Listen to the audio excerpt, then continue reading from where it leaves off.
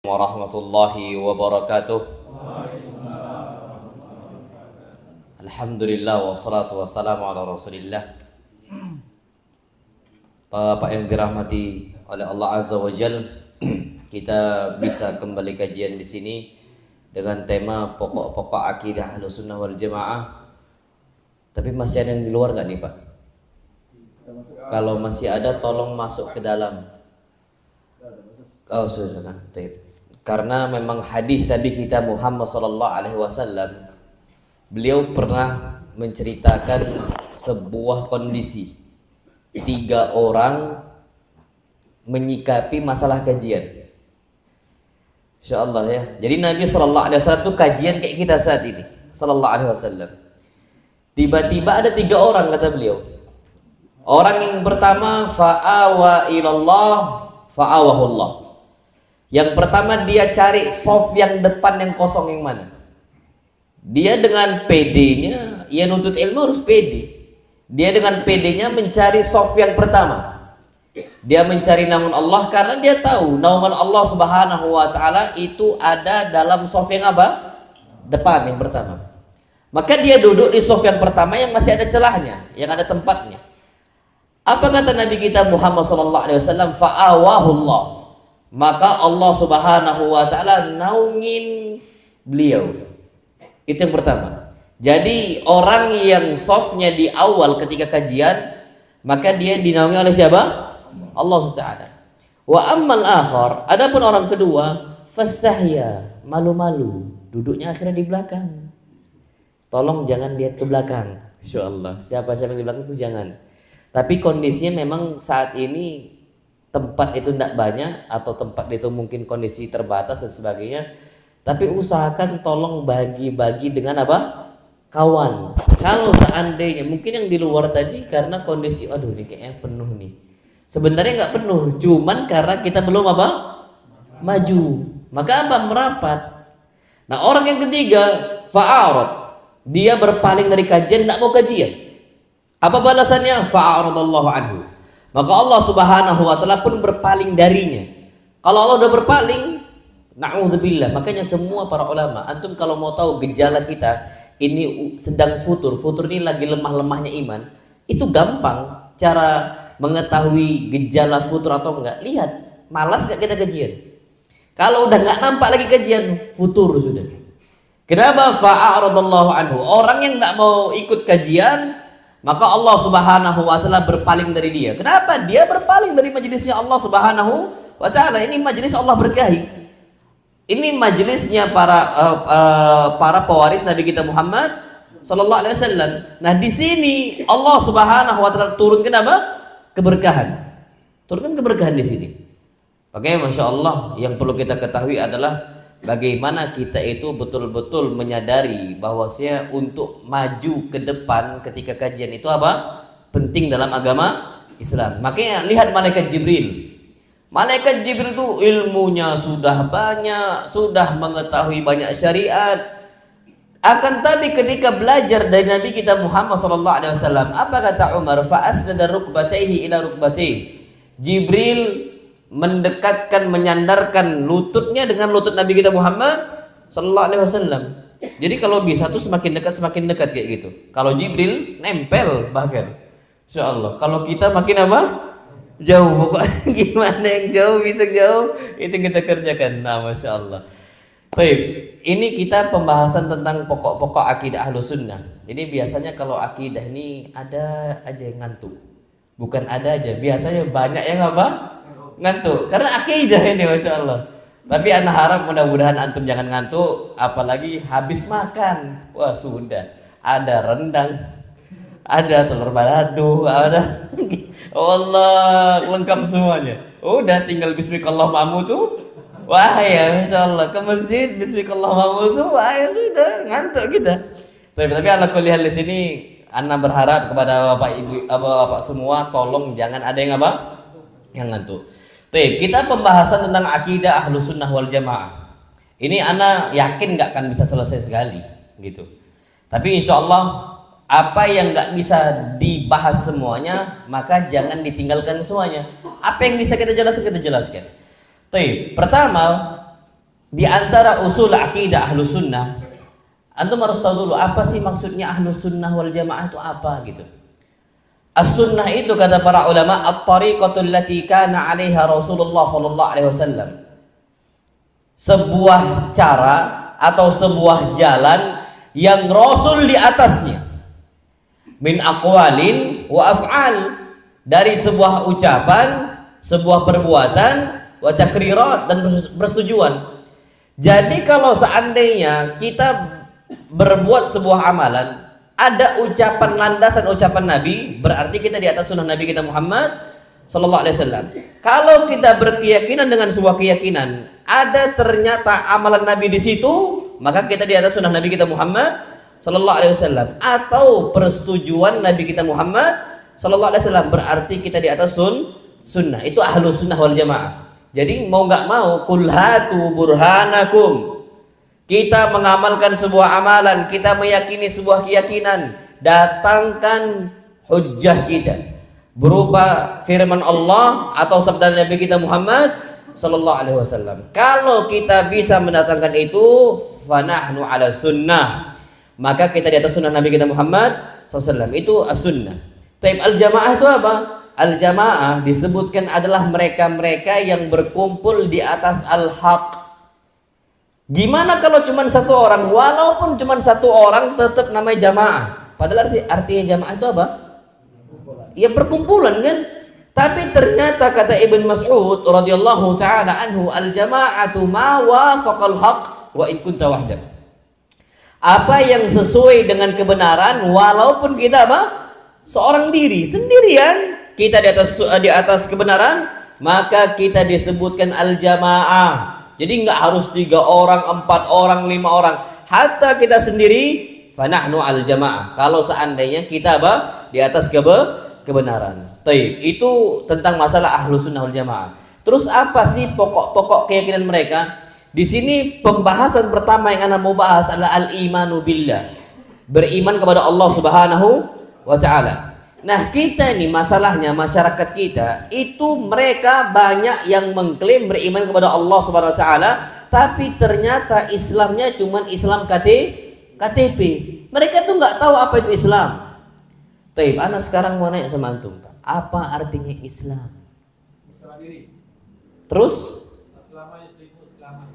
Berserah diri, terus? Keselamatan itu secara bahasa, secara syariat, secara istilah. Naam, tunduk dan patuh, terus? Ayo, salah satu makna Islam menjauhkan diri dari kewajiban. Ayo, lengkap sudah. Al-istislamu lillahi bitauhid, menyerahkan diri kita kepada Allah dengan apa? Tauhidnya. Dengan tauhidnya, walinqiyadu lahu bitta'ah, dan tunduk kepada Allah dengan taat, patuh kepada Allah. Terus apa? Wal bara'atu minasyirki wa ahli. Kita berlepas diri dari kesyirikan dan apa? Pelaku kesyirikan. Itu dulu apa? Pertama kita harus yakin Islam. Jadi Islam itu bukan cuma sekedar klaim. Sekarang banyak orang-orang mengklaim agama mereka agama Islam, ternyata Islam jauh dari mereka. Islam berlepas diri dari mereka. Itu yang perlu kita ketahui. Nah, kalau al-imanu billah, bagaimana cara kita beriman kepada Allah? Itu dengan mentauhidkan Allah, mengesahkan Allah Subhanahu wa taala dalam beberapa hal. Pertama, kita esahkan Allah Subhanahu wa taala dalam perbuatan Allah, atau yang kita kenal dengan rububiyah. Semua perbuatan Allah Subhanahu wa taala kita esahkan. Contoh, Allah menciptakan langit dan apa? Bumi. Jangan ada yang kita yakini ada selain Allah yang menciptakan langit dan bumi, nggak boleh. Allah memberi rezeki, berarti kita harus yakini yang hanya memberikan rezeki siapa? Allah. Itu tauhid. Kita mentauhidkan Allah atas perbuatan-perbuatan Allah. Allah ngasih rezeki, ya sudah tauhidkan Allah, esahkan Allah. Jadi yang ngasih kita makan Allah Subhanahu wa taala. Pak, ini wallah ngaruh loh ya. Akidah Ahlus Sunnah seperti ini ngaruh sekali. Antum tahu kenapa banyak anak-anak ketika ditinggal wafat oleh bapaknya, banyak yang stres mereka. Banyak para wanita ditinggal wafat oleh suaminya, banyak nggak yang stres? Banyak. Kenapa mereka itu tidak beriman kepada Allah? Dalam kasus apa? Dalam kasus tauhid rububiyah. Ketika Allah Maha Pemberi rezeki, mereka masih meyakini seakan-akan suaminya yang ngasih apa? Rezeki. Ini masalah. Seakan-akan bapaknya yang ngasih rezeki. Oh, salah. Buktinya apa? Anak yatim yang ditinggal wafat oleh bapaknya dari awal lahir. Bisa nggak dia hidup? Bisa. Nggak ada bapak, nggak ada ibu. Istilah kita yatim apa? Piatu. Hidup dia hidup.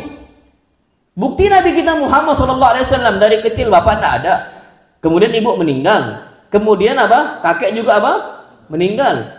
Ini ternyata Nabi SAW masih terjaga. Tauhid rububiyah kalau dikencangkan aman itu, nggak akan stres dia. Sekarang apa yang terjadi kalau seandainya wanita-wanita awam di luar sana yang nggak pernah kajian, yang nggak tahu ilmu dan sebagainya, suami meninggal, apa kata dia? Ya Allah, engkau ini zalim. Kenapa kau ambil sekarang nyawa suami saya? Allah dibilang apa? Zalim. Sampai nampar wajahnya, wasyaqqatil juyub, dia robek-robek pakaiannya. Ada yang sampai kayak gitu, stres nih, naudzubillah. Apa yang distreskan? Makanya anak-anak pondok itu akidahnya kuat. Anak punya beberapa kawan nangis ketika ditinggal wafat oleh bapaknya. Stres? Enggak. Ya wajar manusia sedih. Sedih itu wajar. Tapi kalau sampai stres seakan-akan rezeki itu udah terputus, ini masalah. Berarti akidah rububiyah dia tidak kuat. Dia meyakini ada yang ngasih rezeki selain Allah. Siapa? Bapaknya. Padahal bapak ini wasilah. Makanya ana sering sampaikan kepada para ikhwah, antum coba ajarkan anak itu tauhid rububiyah dari sejak kecil. Contoh kasus nyata, antum didatangi oleh anak, minta duit jajan, berapa nak? 2.000. Jangan antum langsung kasih. Sekarang faktanya yang ada, kapan kita diminta duit oleh anak kita, uang jajan hatta uang yang cuma kecil 2.000, langsung kita kasih atau enggak? Langsung kasih. Salah. Ujung-ujungnya kapan kita meninggal, stres dia. Karena dia taunya yang ngasih rezeki untuk dia siapa? Bapaknya. Harusnya gimana? Ajarkan. Nak, udah doa belum sama Allah? Udah minta belum sama Allah? Minta dulu sama Allah. Akhirnya dia angkat tangan, ya Allah minta duit 2.000. Minta. Anak-anak itu polos kayak gitulah kondisi dia. Ya Allah minta apa? 2.000. Datang dia, udah minta. Baik. Antum sampaikan, nah ini 2.000 yang ngasih siapa? Allah. Abah ini abi ngasih itu cuman izin dari Allah. Kapan Allah tidak izinkan, maka ini 2.000 nggak akan sampai ke tangan kamu. Ini yang diajarkan Nabi SAW tentang tauhid rububiyah untuk Ibn Abbas dari kecilnya. Ini termasuk pokok akidah Ahlussunnah. Bagi apa kata Nabi kita Muhammad SAW untuk Ibn Abbas? Ya gulam, wahai anak kecil, idza sa'alta fas'alillah. Kalau minta, jangan minta kepada siapapun kecuali kepada siapa? Allah. Ini dari kecil. Minta jangan ke Abbas, jangan ke bapak engkau, jangan ke paman engkau, jangan ke fulan wala alan, jangan. Minta cuman kepada siapa? Allah SWT. Ini tauhid rububiyah. Minta rezeki kepada Allah SWT. Nah sekarang banyak orang-orang itu meyakini rezeki dia itu ada dari jalan selain Allah. Antum tahu pesugihan? Pesugihan itu minta untuk jadi apa? Kaya, wong sugih. Minta jadi orang kaya. Dia datang ke dukun plus setan. Jadi seakan-akan rezeki dia diatur oleh siapa? Dukun. Ini masalah. Rumah makan ditaruh foto seseorang. Kok senyum antum? Udah rasa umum ya, insyaallah. Ada kan? Ada. Ana pernah Pak. Ini Ana pernah ini lewat jalan, insyaallah. Ya ke tempat antum lah, insyaallah. Ana makan nih. Waktu itu Ana lewat lintas barat. Lewat lintas apa? Barat. Jadi ke Medan lewat lintas barat. Masih ingat Ana, insyaallah. Waktu itu Ana masih mondok. Lagi makan nih subuh-subuh, masih subuh-subuh, insyaallah. Lah kami lagi makan. Waktu itu puasa. Sebelum subuh, sahur, Masih ingat? Makan kami, masya Allah, ketika makan kami itu tidak sadar ada foto itu. Pas ada foto itu, masya Allah, langsung anak bilang, Pak itu Pak ada foto. Oh iya, nak. Jadi gimana? Bungkus sudah. Yang kami makan, kami nggak ridho untuk makan di situ. Nggak ridho. Kenapa? Ana pun kalau seandainya tahu dari awal tuh ada foto, nggak akan ana beli di situ. Nggak akan ana beli di situ. Kenapa? Karena orang banyak meyakini bahwasanya laris makanan itu dari apa? Foto. Nggak ngaruh, Mak. Mau 100 foto diletakkan di situ, kapan rezeki segitu segitu. Mau nggak ada pun foto itu, nggak akan ngaruh. Makanya kadang-kadang di warung bakso itu ada di pintu gerbang mereka itu ada apa? Ada raja-raja tulisan dan sebagainya. Itu berarti dia tidak mentauhidkan Allah dalam tauhid apa? Rububiyah. Seakan-akan ada yang ngasih rezeki selain siapa? Allah SWT. Ini Pak harus betul-betul kita tanamkan. Makanya masya Allah, Nabi kita Muhammad SAW bagaimana beliau itu mengajarkan kepada umat. Beliau mengatakan, idza sa'alta fas'alillah. Kalau engkau minta kepada Allah. Sampai kasus apa? Hatta syith'a na'lika idzan qata. Kalau seandainya tali sendal kalian, kalau kita tuh tali sepatu saat ini, itu lepas, maka minta tolong untuk dibantu, untuk kita dimudahkan mengikat. Minta kepada siapa? Allah Subhanahu wa taala. Minta tuh cuma kepada Allah Subhanahu wa taala. Jadi semua rezeki kita datang kepada Allah. Maka ini yang saya sampaikan, Nabi SAW mau kayak manapun kondisi ekonomi sulit masih bisa bertahan. Kenapa? Yakin prasangka baik kepada Allah. Allah Maha Pemberi apa? Rezeki. Selesai urusan. Dan rezeki kita nih Pak, nggak usah antum sampai sibuk-sibuk. Rezeki kita sudah dijamin. Yang nggak dijamin itu apa? Ibadah kita, amal soleh kita nggak dijamin. Rezeki dijamin. Antum nggak usah takut masalah rezeki. Bahkan masya Allah hadis Nabi kita Muhammad SAW beliau bersabda, Innan nafsa lan tamuta hatta tastawfiya rizqaha. Sesungguhnya seseorang jiwa atau nyawa seorang itu nggak akan dicabut oleh Allah SWT sampai sempurna apa? Rezekinya. Kapan dia meninggal, rezeki dia selesai. Kapan belum meninggal, masih ada rezekinya. Ana sering sampaikan kepada ikhwah, ini ternyata ana sampaikan ini, masya Allah ya, ana betul-betul merasakan hadis Nabi itu memang betul ada apa adanya. Jadi ada ana tuh melihara ayam itu banyak, ayam kampung anda pelihara. Itu sampai dulu tuh sekitar 30-an lebih, bahkan sampai 40 itu pernah sampai 40 ayam kampung. Karena melihara kambing, melihara domba juga sama gitu. Nah, waktu itu anak melihara ayam kampung, ada satu anak ayam kampung itu sakitan gitu.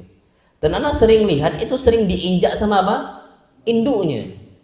Akhirnya anak bingung, anak ambil nih, anak selamatkan, anak ambil anak ayam itu karena kasihan, sering diinjak dan sebagainya dan memang sakit kondisinya. Anda bingung, ini gimana ini? Kalau dibiarkan, nyiksa tidak? Nyiksa. Tapi kalau disembelih, masih kecil. Nyiksa juga, jadi bingung ini, Masya Allah. Apa kata salah satu ikhwah? Ustaz, antum dah biarkan ini lama. Iya. Anda juga bingung, ini gimana? Nggak mati-mati nih. Akhirnya kata ikhwan tuh, udahlah Ustaz, kasih makan aja, nggak apa-apa. Kasih makan. Akhirnya ana ambil satu butir beras waktu itu, ana masukkan, ana bantu masukkan ke dalam apa? Ayam, mulut ayam tadi ana masukkan. Pas masuk Pak, langsung mati. Mungkin matinya kesedek kali ya, Masya Allah. Tapi apa? Mati habis itu, mati. Berarti ada satu butir yang belum apa? Yang belum masuk. Ada rezeki dia satu butir yang belum apa? Masuk. Dikasih, langsung mati ayam. Makanya berarti di sini Pak, kita tuh nggak usah takut. Allah yang ngasih rezeki, Allah yang ngasih rezeki. Makanya ada sebuah ayat Allah Subhanahu wa taala. Allah berfirman, "Wa ma min dabbatin fil ardi illa 'ala Allahi rizquha." Tidaklah di setiap atas muka bumi Allah Subhanahu wa taala berupa makhluk yang berjalan kecuali yang bertanggung jawab kata Allah untuk ngasih rezeki siapa? Allah SWT. Allah wajib ngasih rezeki. Sekarang ini antum melihara ayam, antum melihara domba, melihara kambing, antum letakkan mereka di kandang, gak antum kasih makan, zalim gak? zalim. Lah Allah nyiptakan kita semua, Allah nggak ngasih makan, zalim nggak Allah? Wih, zalim. Makanya mustahil Allah nggak kasih rezeki.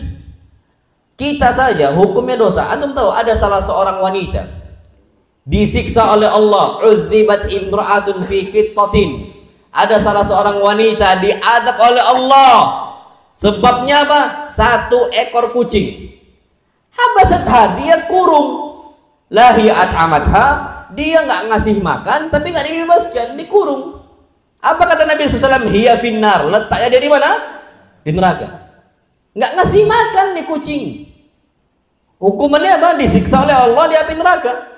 Zalim, zalim.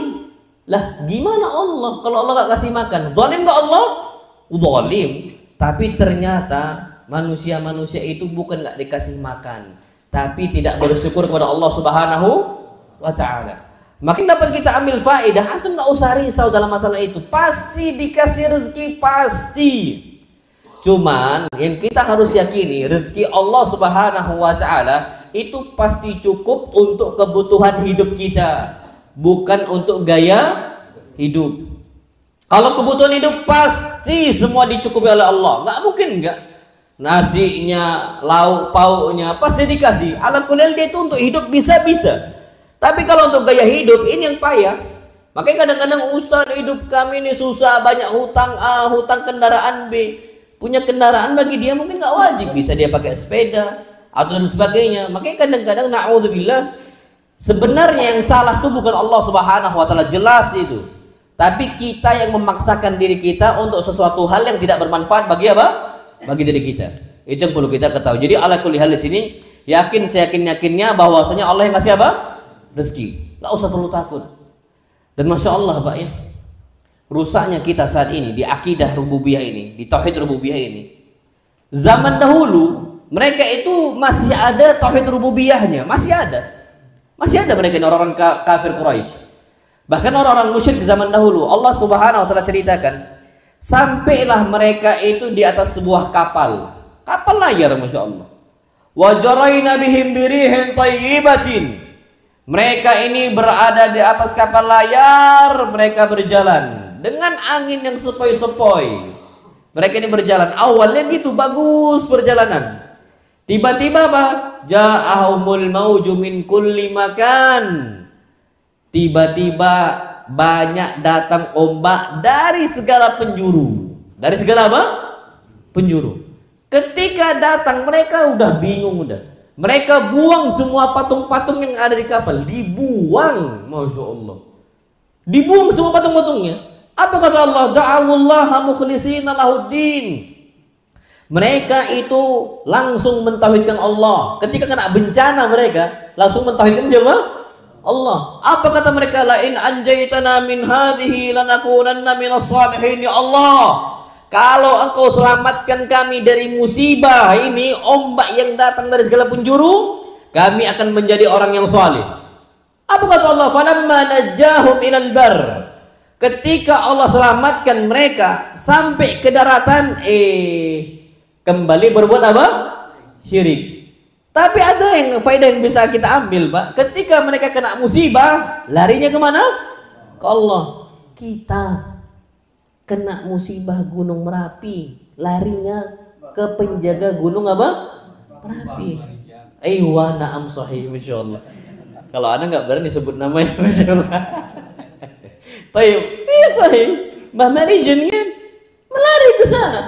Antum tahu meninggalnya Mbah Marijan gara-gara apa? Gunung Merapi. Itu pemegang kuncinya aja meninggal gara-gara apa? Gunung Merapinya. Kebayang nggak kita? Ya Allah, ternyata kita ini tauhidnya tuh krisis tauhid. Krisis apa? Tauhid. Orang zaman dulu kena musibah larinya kepada Allah Azza wa Jalla. Larinya pada Allah mukhlisin, mereka mentauhidkan Allah Subhanahu wa ta'ala. Ini kondisi ekonomi sulit, larinya bukan mentauhidkan Allah, malah berbuat apa? Syirik kepada Allah Subhanahu wa ta'ala. Makanya kadang-kadang krisis tauhid itu di saat ini betul-betul harus betul-betul kita sampaikan kepada umat agar mereka itu sadar bahwasanya ini bukan hal yang sepele, tapi ini adalah hal yang apa? hal yang penting untuk kita ajarkan kepada umat. Dan bahwasanya yang mematikan, yang menghidupkan itu semua siapa? Allah. Dajjal nanti bisa mematikan, bisa menghidupkan. Itu atas izinnya siapa? 5 kali. Itu pengikutnya banyak enggak? Banyak. Apalagi Dajjal yang besar. Yakin dan yakin-yakinnya pengikut ini itu banyak. Nah, kalau Dajjal bisa mematikan, bisa dia, bisa menghidupkan, bisa, tapi atas izin siapa? Allah. Nabi Isa, pernah nggak Nabi Isa menghidupkan? Pernah. Tapi itu atas izin Allah SWT. Kapan Allah nggak ngasih izin nggak akan bisa. Makanya antum kalau datang ke dokter, kesembuhan itu datang dari Allah. Antum jangan bilang, dok sembuhkan saya. Aduh, salah antum. Antum bilangnya, dok obati saya. Itu yang benar. Kesembuhan itu datang dari siapa? Allah. Jadi kesembuhan itu hasil, pengobatan itu apa? Sebab. Yang bisa oleh dokter itu bukan kesembuhan, tapi apa? Pengobatan. Jadi ngomong itu, dok sembuhkan saya, itu jangan. Karena dokter nggak bisa apa-apa. Antum tahu ada salah seorang dokter spesialis jantung kena serangan jantung, tiba-tiba meninggal, rahimahullah.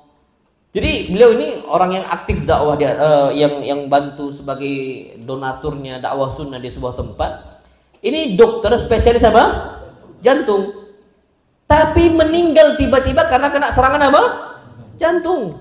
Bisa. Dokter nggak bisa ngapa-ngapain. Makanya kesembuhan itu datangnya murni dari siapa? Allah. Dokter itu cuman sebab. Jadi kalau antum datang, dok tolong obatin saya, betul. Tapi kalau kesembuhan, Nabi pun nggak bisa menyembuhkan seorang. Karena Nabi sakit tidak? Nabi pernah nggak sakit? Pernah. Bahkan Nabi meninggal gara-gara sakit. Makan apa? Daging yang dikasih racun. Nabi meninggal nggak sembuh. Dari kasus itu sampai terakhir Nabi meninggal nggak sembuh juga Nabi kita Muhammad Sallallahu Alaihi Wasallam. Nabi saja nggak bisa menyembuhkan, tapi kalau Nabi mengobati bisa. Nabi bisa apa? Mengobati. Tapi kalau sampai menyembuhkan, Nabi Sallallahu Alaihi Wasallam nggak bisa sama sekali. Oke, masya Allah. Pernah kondisi Nabi Sallallahu Alaihi Wasallam semisal meruqyah sahabat. Bisa sembuh? Bisa. Bisa tak sembuh? Mungkin bisa. Karena Nabi cuma berusaha, hasilnya dari siapa? Allah SWT. Anda ambil contoh, Nabi kita Muhammad SAW pernah kondisi ketika itu di perang Khaybar. Nabi mengatakan, la'u'tiyanna rayata rajulan ghadan. Aku akan berikan satu bendera kepemimpinan perang di perang Khaybar. Sifat orang yang akan saya kasih bendera tersebut adalah yuhibbullaha wa rasulahu wa yuhibbuhullahu wa rasuluhu. Dia cinta Allah dan Rasulnya, dan dia dicintai oleh Allah dan Rasul. Ini para sahabat bingung, ini siapa nih kriteria? Pak, kalau kriteria cuma mengklaim cinta Allah dan Rasul, mudah nggak? Mudah. Kita ini gampang banget ngaku cinta Allah dan Rasul. Tapi apa? Kullun yadda'i waslan bi Laila. Semua orang bisa ngaku cinta siapa? Laila. Walakin Laila la tukiru lahum bidak. Tapi Laila nggak ngaku cinta kita. Gampang kita mengklaim cinta Allah, cinta Rasul. Tapi pertanyaannya, apakah Allah dan Rasulnya cinta kepada siapa? Pada kita. Baik. Akhirnya para sahabat bingung, ini siapa lah kira-kira orangnya ya? Yang dia cinta Allah dan Rasul dan dicinta oleh Allah dan apa? Rasul. Ternyata di esok hari Nabi SAW kumpulkan seluruh para sahabat. Nabi cari satu sahabat, yakni Ali ibn Abi Thalib.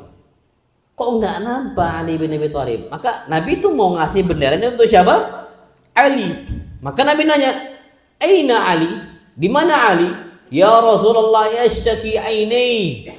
Dia sedang sakit apa? Mata. Kalau orang sakit mata susah untuk berperang, makanya Ali yakin nggak akan jadi pemimpin ketika itu.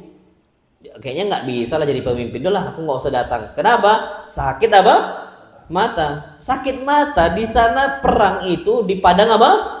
Pasir. Masuk debu mata. Ya kita kalau mata aja belekan gitu ya, mau keluar dari rumah tuh kan payah nengok orang kan. Kondisi kayak gitu. Nah apalagi ini kondisi apa? Jihad. Udah Ali nggak datang ketika itu. Ternyata apa kata Nabi kita SAW? Datangkan dia ke sini. Datangkan, panggil dia ke sini. Dipanggil. Apa yang Nabi kerjakan? Fabasakan Nabi sallallahu alaihi wasallam fi aini. Maka Nabi ludahi matanya Ali. Fabarak, sembuh. Kesembuhan itu datang dari siapa? Allah. Nabi cuma bantu. Kalau Allah nggak ngizinkan nggak bisa. Nabi ludahi sembuh. Seakan-akan nggak pernah sakit mata, masya Allah. Jernih matanya. Mata Ali bin Abi Thalib. Nah, antum kalau sakit mata datang ke Ustaz ludahi Ustaz, insya Allah tambah sakit. Insya Allah tambah apa? Tambah sakit. Jangan percaya gitu-gitu, Pak. Ludah ini kotor. Ludah yang bersih itu cuma ludah Nabi kita Muhammad Sallallahu Alaihi Wasallam, itu khusus untuk Nabi. Keturunan Nabi Sallallahu Alaihi Wasallam nggak bisa kayak gitu. Keturunan Nabi itu manusia sama kayak kita. Ludah itu sama. Loh, kenapa Nabi kok bersih? Satu, dijaga oleh Allah Subhanahu wa Ta'ala. Kedua, Nabi itu sikat gigi itu minimal 5 kali sehari. Kita 2 kali sehari. Kan itu yang ditulis di Pepsodent kan? Sikat gigi berapa kali? 2 kali sehari. Nabi berapa kali? 5 kali sehari. Makanya kita ini anak aja Masya Allah ya pernah sholat subuh di pondok. Sholat subuh samping santri, pas sujud, kecium, bau jigongnya tuh mantul. Ini santri ini ketahuan nih nggak sikat gigi nih santri. Habis salam Nabi bilang, untuk sikat gigi, sikat Ustaz, jangan bohong nih, sikat gigi. Ini kecium ini mantul nih, bilang kan, oh iya Ustaz belum, sikat gigi sekarang Nabi. Kalau kita tuh kadang-kadang cuman maksimal na'udzubillah sikat gigi berapa kali? 2 kali. Jadi itu khusus untuk Nabi, jangan diada-adain. Antum Ustaz tolong Ustaz ludahin, itu hulu. Apa? Hulu. Ana sama istri ana aja diludahin sama istri ana, tak akan ana minum. Tuh sama istri ana, itu orang yang ana cintai. Tak ana minum kalau diludahin. Kalau bekas mulut ana cari. Karena itu apa hadis Nabi kita Muhammad Sallallahu Alaihi Wasallam. Tapi kalau ludah kotor enggak? Kotor. Apalagi ludah orang yang enggak anak kenal. Makanya antum harus sadar di sini bahwasanya semua itu kita kembalikan kepada tauhid. Banyak orang sekarang ini udah ngawur, Pak. Khurafat tuh di mana-mana. Bahkan cuma dicelupkan pun dicelupkan. Antum, Pak, celupkan minuman kayak gini, enggak akan ana minum lagi. Kenapa? Kuku antum hitam. Kuku kita ini hitam kan? Kuku anak ini hitam. Iya, Masya Allah, na'udzubillah. Sekarang udah banyak ngawur sekarang tentang masalah tauhid. Makanya kita ini darurat apa? Tauhid. Jadi Nabi SAW itu nggak bisa menyembuhkan. Hatta Nabi nggak bisa. Cuman Nabi itu sebab. Ada yang sakit, baca Al-Fatihah. Itu sebab. Yang menyembuhkan siapa? Allah Subhanahu wa Ta'ala. Jadi antum jangan sandarkan kesembuhan itu kepada dokter, karena ingat dokter pun juga apa? Sakit. Antum tahu di zaman Covid banyak nggak dokter meninggal? Banyak. Bahkan di tempat Prabu Muli, ana sampein aja di Prabu Muli. Masuk pertama kali Covid itu sebabnya itu pimpinan direktur utama RSUD Prabu Muli. Itu pertama kali waktu itu apa? Covid itu masuk dari dokter. Karena beliau itu waktu itu rahimahullah sedang safar ke Cina. Itu awal katanya, tapi nggak tahu, katanya simpang siur, katanya Covid lah, katanya enggak lah, katanya Covid lah, katanya enggak lah. Karena orang di zaman itu nggak mau dituduh apa? Covid. Tapi beliau adalah orang yang sakit yang diindikasikan terkena apa penyakit? Covid waktu itu. Dokter pun juga sakit, ustadz pun juga sakit, karena semua kesembuhan itu datang dari Allah Subhanahu wa Ta'ala. Jadi antum harus yakin yang menghidupkan, yang mematikan itu cuma Allah Subhanahu wa Ta'ala. Makanya kalau seandainya ada keluarga kita yang meninggal, hakikatnya nih yang nyabut nyawa keluarga kita itu siapa? Allah. Ridhoin saja sudah. Makanya kita ucapkan inna lillahi wa inna ilaihi rajiun. Kita ini hanyalah milik Allah. Dan kita hanya kembali kepada siapa? Allah Subhanahu wa Ta'ala. Dan kita mengatakan inna lillahi ma a'ta Milik Allah apa yang Allah kasih, dan milik Allah pula apa yang Allah ambil. Makanya apa? Rezeki Allah Subhanahu wa taala jangan sampai antum cari dengan cara yang haram. Kenapa? Karena apa yang kita terima saat ini itu dikasih oleh Allah, tapi mudah pula untuk Allah apa? Ambil. Percayalah sama ana. Makanya kalau antum tauhidnya kuat, antum nggak akan mau untuk mencari ma'isyah dari cara yang haram. Kalau antum kuat tauhidnya, rububiyahnya, yang ngasih rezeki Allah, nggak apa-apa, sedikit itu nggak ada masalah. Yang penting berkah. Banyak antum cari dengan cara yang haram, mudah bagi Allah untuk Allah cabut. Makanya masya Allah ada istilah mereka itu yang dulu berkutat dengan cara yang haram. Mereka bilang, Ustaz, dulu nih duit kami itu kayak macam duit hantu kalau nggak salah, istilah mereka itu lupa nah. Jadi mudah gampang apa? Hilang. Duit itu kayak goib aja. Duit mereka banyak, tapi seakan-akan kurang. Karena apa yang Allah kasih ketika dicabut, siapa yang nyabut? Allah. Makanya kalau nggak berkah nggak akan pernah cukup, itu. Antum tahu kenapa muncul angka 271 triliun? Kasus apa? Korupsi. Itu 271 triliun itu banyak atau sedikit? Banyak. Tapi ternyata nggak cukup bagi dia. Jadi dia ini seakan-akan dia itu ngambil harta itu dengan cara dia. Ini korun. Korun kan gitu, dia mengatakan innama utituhu ala ilmin indi, aku bisa punya banyak harta kayak gini itu karena kepintaran saya, kecerdasan saya, IQ saya yang tinggi. Apa yang terjadi? Allah ambil dengan mudahnya, fakhasafna bihi wa bidaril ard. Kami timbun si Korun bersama harta-hartanya di bawah tanah. Sampai di sini kalau antum gali tanah nih di puncak, dapat emas, antum bilang harta siapa? Karun. Padahal harta mbah kita kan. Saking banyaknya harta siapa? Korun. Itu gampang bagi Allah, sekejap saja, sedetik saja langsung Allah timbun Korun. Nggak perlu waktu yang lama. Makanya kalau antum tauhidnya kuat, nggak apa-apa sedikit. Yang penting berkah. Dengan cara yang haram kayak manapun, sampai terakhir itu muncul angka 1 kuadraliun, gitu kan? 1 kuadraliun itu katanya 1000 apa? Triliun. Mana nggak kebayang lagi 1000 triliun itu kayak mana? Ternyata untuk keluarganya nggak cukup. Ini menunjukkan bahwasanya orang-orang kayak gitu itu yakinnya mereka itu dapatkan harta mereka karena usaha mereka. Padahal yang ngasih itu Allah. Bisa nggak dia jaga amanah nih harta? Dengan cara apa dia ambil? Dengan cara apa dia keluarkan? Kalau dia ambil dengan cara yang haram, mudah bagi Allah tuh Allah apa? Ambil sekejap.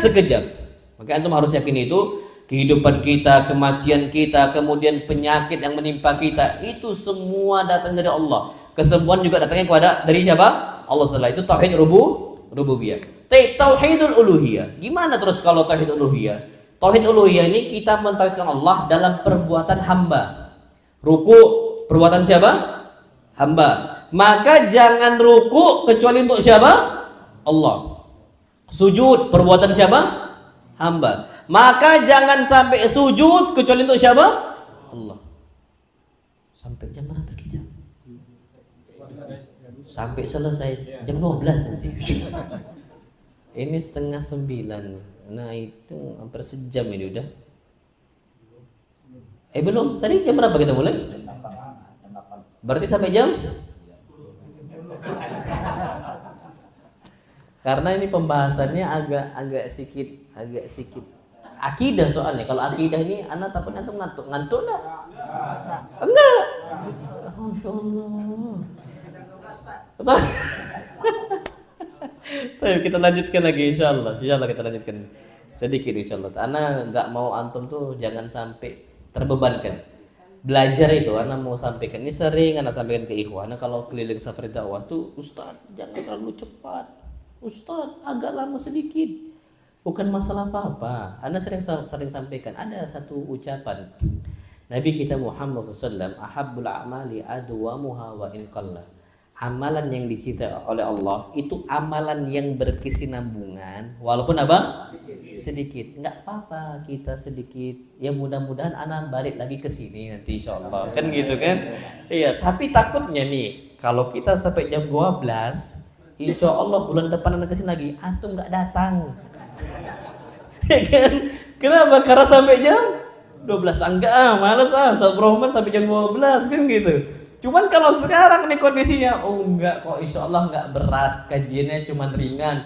Akhirnya antum lagi. Makanya memang yang bagus itu amalan yang berkesinambungan walaupun apa? Sedikit. Makanya antum tahu Masya Allah ada ucapan Ibn Mas'ud. Antum tak ma'ruf Ibn Mas'ud ilmunya tinggi, retorikanya bagus retorika Ibn Mas'ud.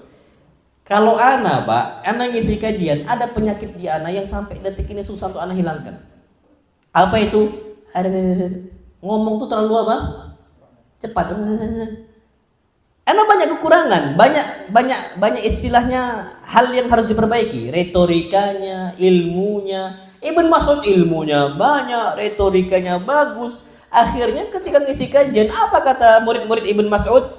Ya Ibn Mas'ud, wahai Ibn Mas'ud, lau wa'athana kulla yaum, engkau isilah kajian untuk kami tiap hari, lebih banyak waktunya. Ibn Mas'ud itu bukannya nggak mau. Apa kata beliau? Ma yamna'uni dzalika illa karahata sa'amati alaikum. Bukannya aku nggak mau, tapi aku takut kalian apa? Bosan. Itu Ibnu Mas'ud, apalagi Al-Amiri. Pasti apa? Bosan antum sama anak. Percaya sama anak. Kalau kita sekali jam 12 ditang gitu ya, insya Allah yakin anak bosan antum. Besok enggak takut Kalau diumumkan lagi apa? Gadang-gadangnya mengaji.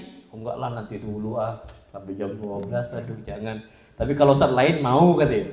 Tapi kalau saat Rohman aduh jangan deh katanya. Itu kenapa? Karena kelamaan apa? Ngajinya. Jadi enggak apa-apa sedikit tapi apa? Berkesinambungan. Baik, Anda lanjutkan sedikit di sini. Tauhid uluhiyah. Jadi tauhid uluhiyah itu mentauhidkan Allah, mengesahkan Allah dalam perbuatan siapa? Makhluk manusia, makhluk. Ruku ini makhluk, amalan makhluk, pekerjaan makhluk. Maka jangan ruku kecuali untuk Allah. Sujud juga sama. Muncullah syubhat. Apa? Syubhat. Ustaz, kenapa nggak boleh sujud untuk makhluk? Ternyata yang memerintahkan agar iblis sujud untuk Adam siapa? Allah. Loh itu iblis sujud untuk siapa? Allah diperintahkan. Malaikat sujud untuk iblis, malaikat sujud untuk siapa? Adam. Sujud mereka semua. Apakah malaikat adalah pelaku kesyirikan? Ayo. Ingin? Justru iblis yang bertauhid. Karena iblis nggak mau apa? Sujud, ingin? Syubhat itu. Maka kita katakan, Pak, sujud ini nggak boleh kita kasih kecuali itu Allah di saat ini. Sujud apapun itu. Jadi sujud itu ada dua. Sujud itu ada berapa? Dua. Yang pertama sujudut ta'dzim, sujud menghormati. Yang kedua sujudul ibadah, sujud nyembah. Nah sujud menghormati dengan sujud nyembah itu beda. Kita sungkem, kita sujud memang untuk menghormati orang yang kita apa? Hormati. Nah, di zaman dulu sujudut ta'dzim dibolehkan. Sebelum zaman Nabi kita Muhammad sallallahu alaihi wasallam boleh. Contoh, malaikat sujud untuk siapa? Adam. Ini bukan sujud nyembah, tapi sujud apa? Ta'dzim, menghormati Nabi Adam. Menghormati Nabi Adam. Karena kemuliaan Nabi Adam dan sebagainya, Allah perintahkan hormati. Caranya gimana? Dengan sujud. Tapi tidak ada satupun malaikat yang sujudnya untuk nyembah siapa? Adam. Nggak ada sama sekali. Nggak ada. Nah di zaman Yusuf juga sama. Apa mimpi Nabi Yusuf? Inni ra'aitu ahada asyara kawkaba wasyamsa wal qamara ra'aituhum li sajidin. Wahai Yakub, wahai bapakku, aku mimpi melihat 11 bintang dan 1 bulan dan juga 1 matahari.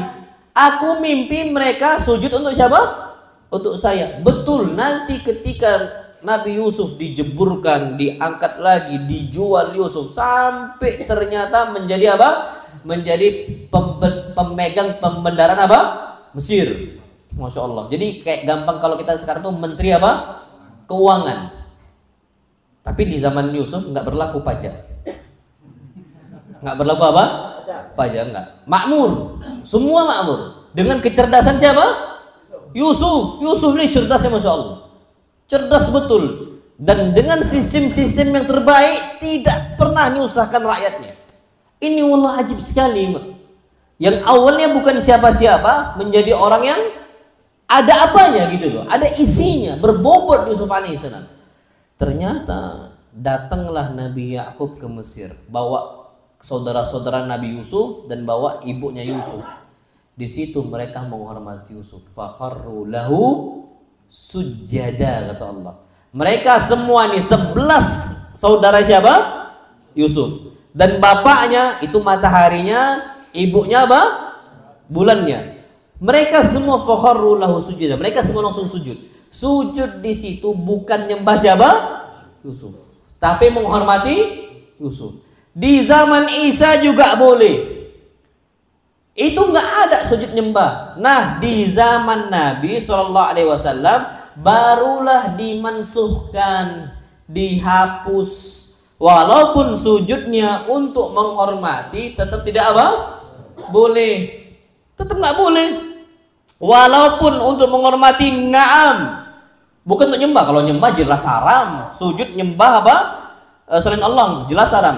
Tapi kalau seandainya sujud menghormati, tetap di zaman Nabi sudah nggak boleh, dimansuhkan. Mana dalilnya? Dalilnya ketika itu ada beberapa para sahabat berangkatlah ke Syam, ke Filistin.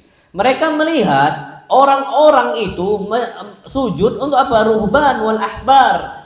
Untuk sujud untuk apa?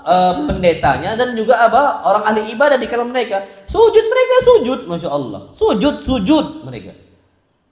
Tapi sujudnya itu menghormati, bukan apa? Bukan nyembah ulama mereka. Ini apa kata sahabat tersebut? Harusnya yang lebih layak untuk diberikan sujud bukan pendeta ini, tapi siapa? Rasul sallallahu alaihi wasallam. Balik sahabat ini ke Madinah, jumpa dengan Nabi, langsung sujud. Nabi langsung melarang. Kenapa engkau sujud? Apa kata dia? Kami melihat orang-orang di Syam sana, mereka sujud untuk apa? Ulama-ulamanya. Maka engkau lebih berhak agar kami sujud untuk engkau ya Rasulullah. Maka barulah dikatakan, "Lau kuntu amiran ahadan an yasjuda li ahadin la amartul mar'ata an tasjuda li zawjiha." Enggak boleh kalian sujud untuk menghormati, enggak boleh kata Nabi. Kenapa? Kalau seandainya aku diperbolehkan untuk memerintahkan seseorang agar dia sujud untuk orang lain, maka aku akan perintahkan istri untuk sujud menghormati siapa? Suaminya. Ternyata istri sungkem dengan suaminya, sujud untuk suaminya, menghormati suami, tetap tidak apa?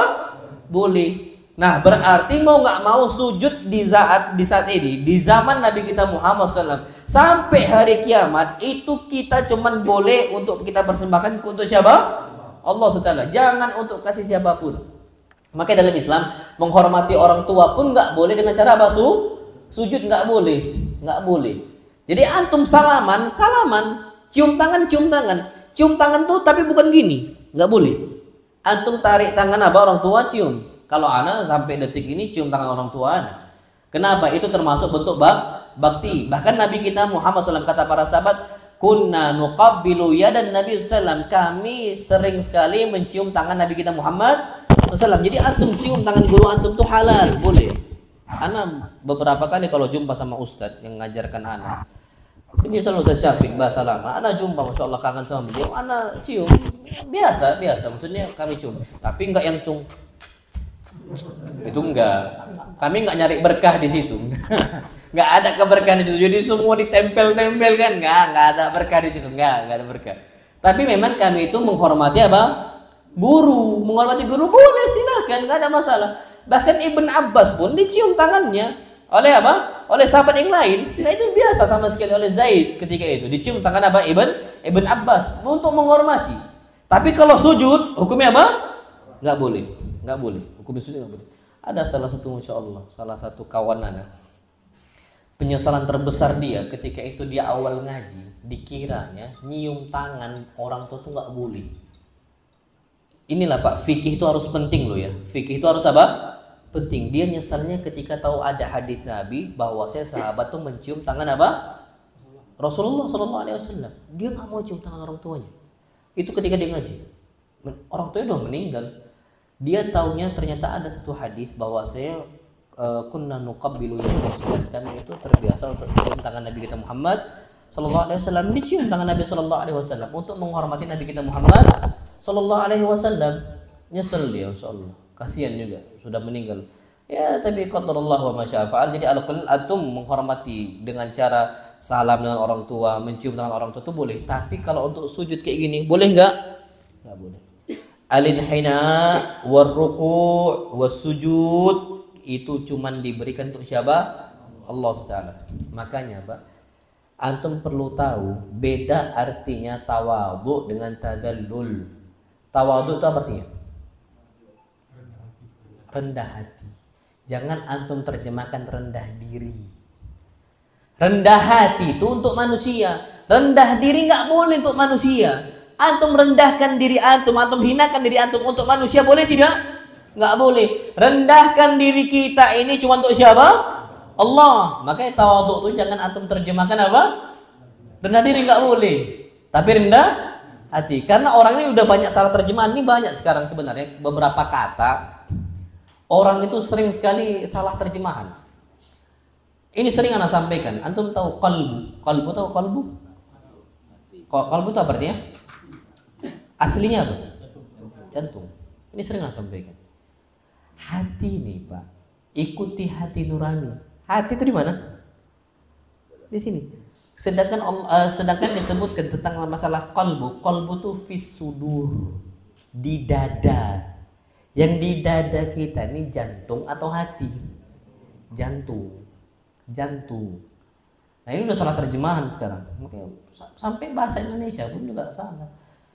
Kenapalah dia ini nggak perhatian banget ya sama acuh banget sama. Apa arti acuh? Bukan cuek. Acuh itu perhatian. Cuek itu acuh tak acuh. Antum buka aja KBBI. KBBI atau buka acuh itu artinya perhatian. Acuh tak acuh antara perhatian dan tidak apa? Perhatian cuek. Salah nggak terjemahan? Salah. Nanti mungkin sampai seterusnya anak cucu kita nggak tahu terjemahan itu. Alhamdulillah udah ada kamus sebesar bahasa Indonesia. Antum buka aja KBBI. Banyak salah terjemahan. Di bahasa kami pun Palembang juga ada. Anak sampai sekarang nggak tahu yang benar itu yang mana. Kalau bahasa kami itu, kalau kami bilang nggak ada, itu kate. Kate itu artinya apa? Nggak ada. Tapi yang lucu, kapan mereka anak tanya, mana barang ini? Dak kate. Loh, katanya kate itu nggak ada. Tapi kok dak kate? Tidak ada. Sekarang kalau minus kali minus jadi apa? Plus. Berarti apa? Kan gitu harusnya kan? Karena tidak, kate itu tidak ada. Tapi kenapa ditambahkan lagi tidak? Allah alam, mungkin karena saking seringnya salah apa penggunaan. Jadi ala kuliah kok ke situ gitu.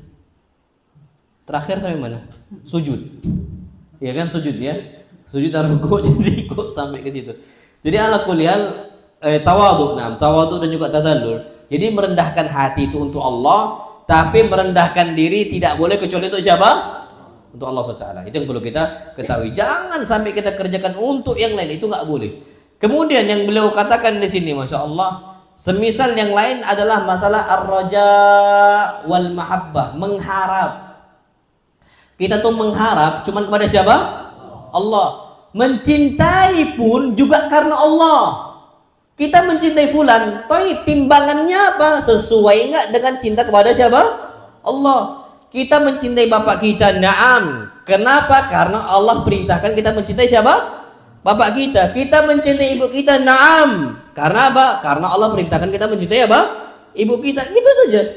Makanya kita ini ukhuwah Islamiyah itu dibangun di atas kecintaan kita kepada Allah. Kapan Allah nggak seneng sama fulan dengan dia sering maksiat dan sebagainya, boleh nggak kita berteman sama dia?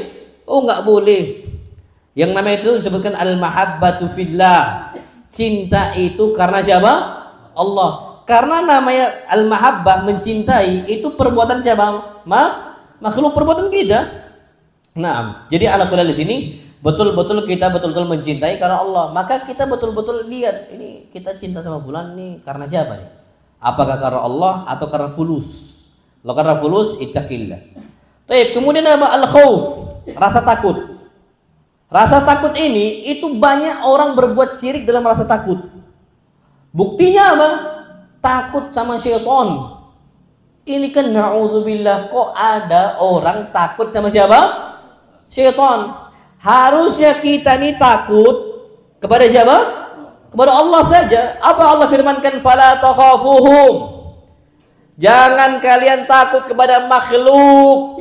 Wa khafuni. Takutlah cuma kepada siapa? Allah. Sekarang antum tahu dulu zaman-zaman dulu mbah-mbah kita atau mungkin zaman dulu kita anak masih kecil itu masih banyak orang ketika lewat pohon beringin mereka bilang misi mbah. Mbah siapa? Ya kan?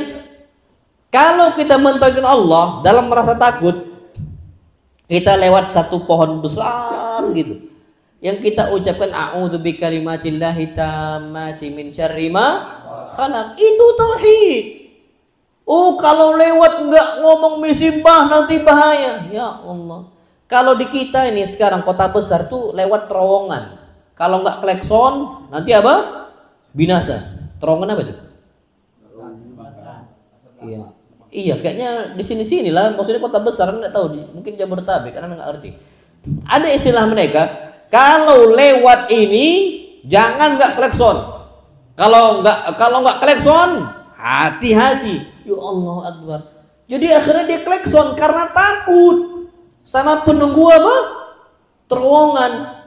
Dan sekarang memang musibahnya masyarakat kita itu betul-betul penakut sama setan. Semua disuguhkan yang hal-hal yang mistis.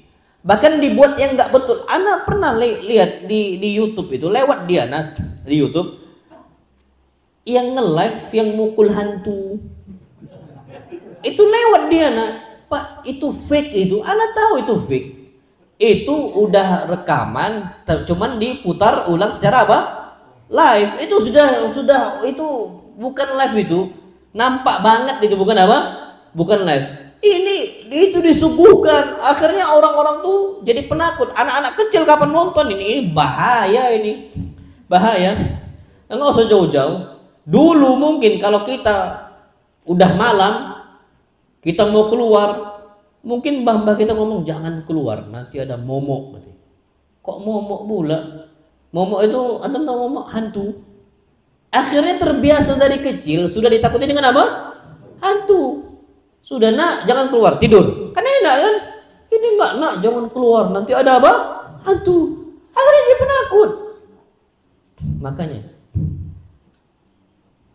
negara yang paling penakut dengan setannya Indonesia. Saking banyaknya hantunya. Antum tahu di Cina cuma satu, apa? Vampir. Di Amerika cuma satu, Dracula. Ya tambahlah satu lagi, zombie. 2. Di Arab itu ada namanya ghul. Hantu ghul yang di kuburan keluar tangan itu atau yang menyesatkan itu namanya ghul. Jadi jalan di padang pasir tiba-tiba kok sini lagi, padang pasir situ kok sini lagi, itu ghul. Itu di Arab. Setannya cuma satu, ghul. Indonesia dari yang kecil sampai besar ada. Yang kecil tuyul, yang besar apa? Genderuwo, kuntilanak, pocong, sampai suster ngesot pun ada. Suster ngesot pun apa? Ada. Musibah nggak itu? Musibah betul-betul musibah. Penakut, jadi jalan gelap aja takut. Kalau Umar jangan ditantang. Manusia takut sama Umar, apalagi setan. Setan tuh takut betul sama Umar. Makanya bahkan Nabi SAW mengatakan lau salaka Umaru fajjan. Ini tauhid kuat loh Umar loh ya. Kalau seandainya Umar melewati sebuah jalan, la salaka syaitanu fajjan min ghairi fajj Umar, maka syaitan akan cari jalan yang lain selain jalannya siapa? Umar. Saking takutnya setan nih nengok siapa? Umar. Kalau setan nengok kita, joget dia. Joget dia. Bahkan Masya Allah ya, orang itu, ini santri hafal Quran, diminta untuk bantu ruqyah, nggak mau, takut. Itu santri, apalagi kabar awamnya. Gimana mbak kabar awam? Kalau santri yang hafal Quran aja masih takut ngadepin untuk ngeruqyah jin, syaitan yang mengganggu, apalagi apa? Awamnya.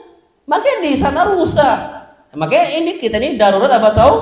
Tauhid. Jangan takut apapun posisinya. Enggak boleh takut. Enggak boleh takut. Nabi SAW lagi sholat, ada satu jin yang ganggu orang sholat, disebutkan namanya khinzib atau khinzab. Kalau gitu. Itu jadi dua harokat, bisa khinzib bisa khinzab. Itu menampakkan di hadapan Nabi kita Muhammad SAW, didekap oleh Nabi. Didekap oleh Nabi. Dan bahkan Nabi mau ikat di mana? Di tiang. Mau diikat oleh Nabi SAW di tiang. Tapi karena Nabi SAW menghormati Nabi siapa? Sulaiman. Karena Nabi Sulaiman pernah berdoa, Rabbi habli mulkan la yanbaghi li ahadin min qabli. Ya Allah, kasih ya Allah, kasihlah saya itu sebuah kerajaan yang tidak dimiliki oleh orang-orang selain saya. Jadi ternyata Allah berikan jin itu tunduk untuk Nabi siapa? Sulaiman. Nah, kalau Nabi ikat jin itu di tiang, berarti jin itu tunduk ke Nabi kita Muhammad SAW. Sedangkan doanya jangan sampai jin itu tunduk ke selain kecuali siapa? Nabi Sulaiman. Akhirnya Nabi SAW pun karena menghormati Nabi Sulaiman, nggak jadi diikat oleh Nabi, dilepas lagi oleh Nabi kita Muhammad SAW. Tapi pemberani Nabi. Coba di kita nengok setan sedikit, kabur nggak kita? Kabur. Bahkan mungkin sebagian orang ketika mereka itu kaget dengan sekaget-kagetnya melihat jin, nggak bisa gerak lagi. Karena kenapa? Shock nih. Orang kalau udah kaget shock nih, susah gerak dan sebagainya. Akhirnya jadi penakut.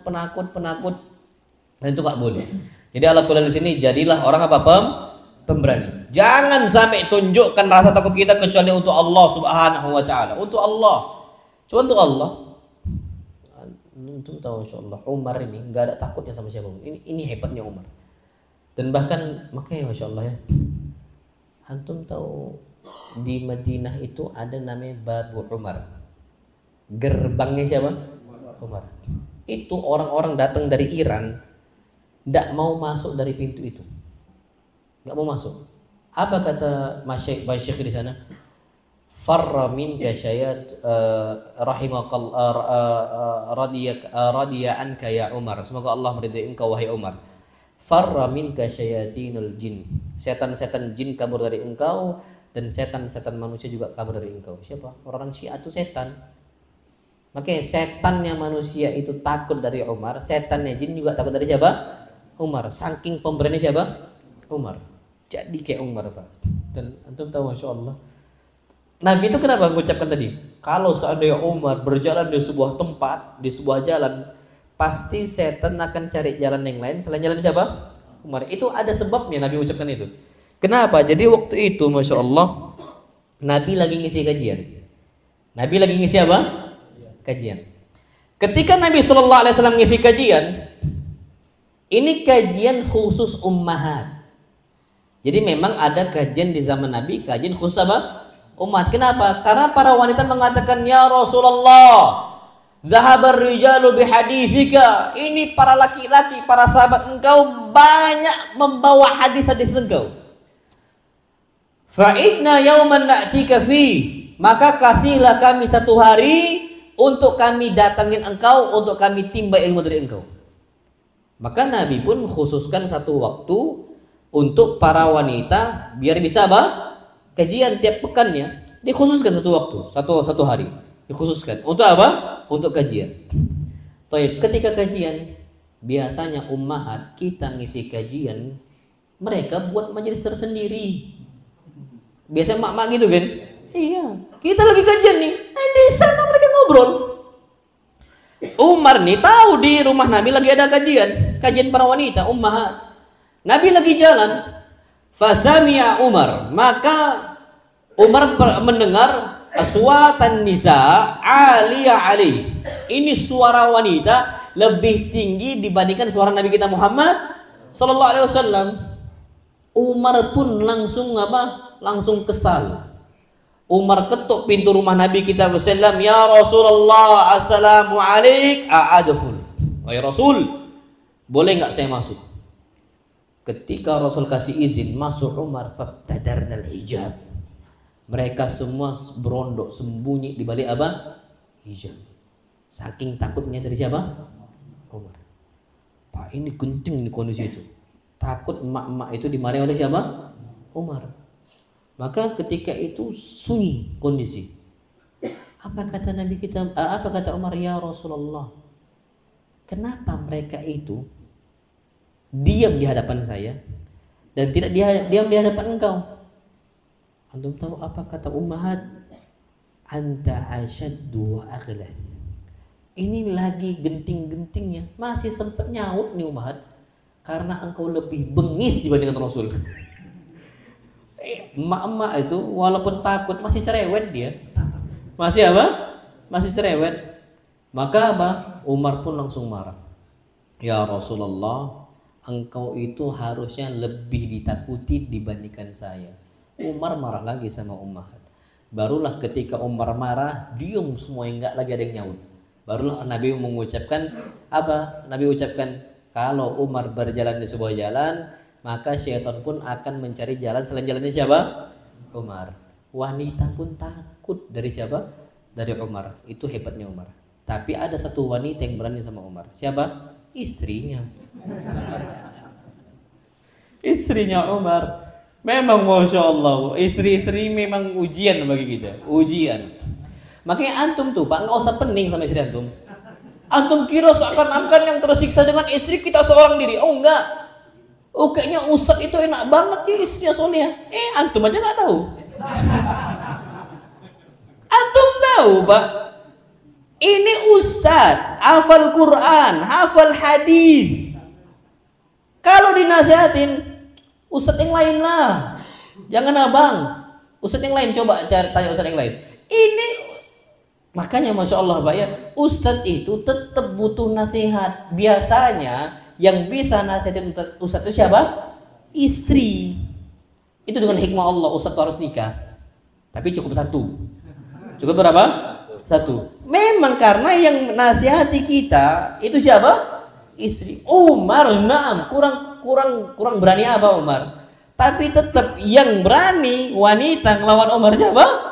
Istrinya. Masya Allah. Bayangin antum itu. Masya Allah.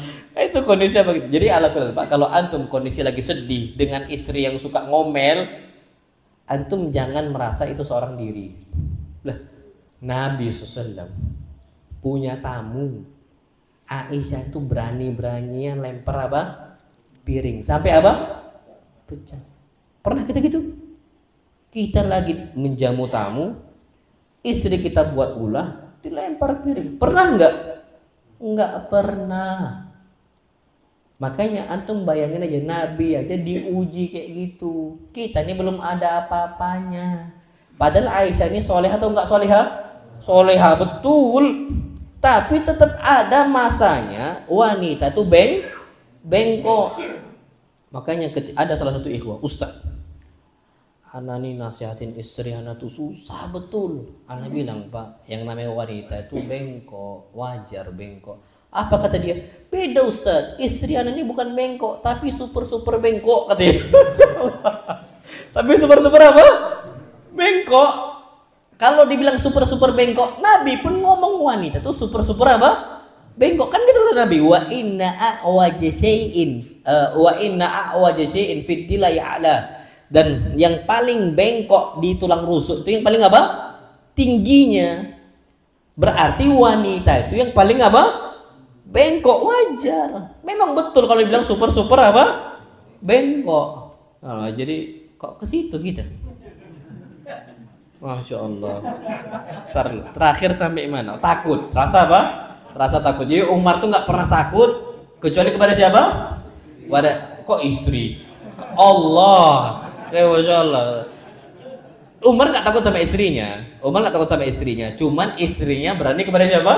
Kepada Umar gitu aja. Nggak takut Umar sama istrinya. Nggak pernah takut. Cuman memang istrinya Umar berani melawan siapa? Umar. Nah gitu. Allah alam. Jam 9 nih Pak. Gimana? Udah ya? Nah, mudah insya Allah kita lanjutkan pada pertemuan besok lah. Besok pada apa? Pada subuh. Tapi pada subuh besok nggak bisa lama karena ada ngisi kajian di As-Sunnah, Masjid As-Sunnah di VCM. Jadi jam 7 tuh udah harus berangkat. Jadi mungkin ambil ya nggak waktu lama lah, paling sejam. Kalau kita ini nggak usah terlalu lama. Sampai syuruk selesai sudah. Siap-siap insya Allah berangkat. Harap mudah-mudahan kita bisa jumpa di lain waktu gitu. Jadi insya Allah bulan depan ke Tangerang lagi. Kalau antum mau, semisal di Al-Mutmainnah, hubungin aja nggak apa-apa. Tuh Allah free bebas. Cuman kadang-kadang jadwalnya takutnya benturan. Jadi nanti hubungin aja kalau memang antum luang. Kalau antum nggak ada, misalnya ustadznya belum ada di tempat antum, ya nggak apa-apa. Insya Allah usahakan tetap balik ya, karena memang tuh merasa seneng aja di sini. Karena ya sama-sama kita ini orang Sumatera.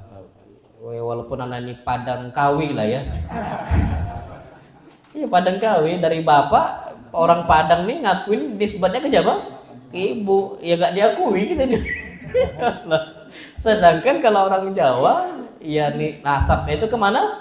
Ya ke bapak. Ya orang Jawa ngomong orang Padang ngomong orang apa? Orang Jawa. Ya ala kulin lah nggak diakuin kita nih, masya Allah. Jadi orang mana? Orang Medan nih. Lahir di mana? Lahir di Medan. Jadi orang Padang Kawi lah. Kawi. Nggak apa-apa lah ya. Walaupun Kawi yang penting Padang kita nih kan gitu. Nah, wassalamualaikum warahmatullahi Muhammad, yang benar datang dari Allah SWT, dan kalau salah datang dari anak pribadi syaitan, dan anak berlindung dari kesalahan tersebut. Subhanakallahumma bihamdika asyhadu an la ilaha illa anta astaghfiruka wa atubu ilaik.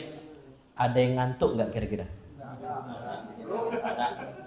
Hebat antum Pak. Biasanya orang tuh kalau belajar akidah ngantuk. Masya Allah. Ngopi kayak ini tadi ya kan? Pada ngopi berarti insya Allah. Tapi ini yang ada sampaikan. Assalamualaikum warahmatullahi wabarakatuh.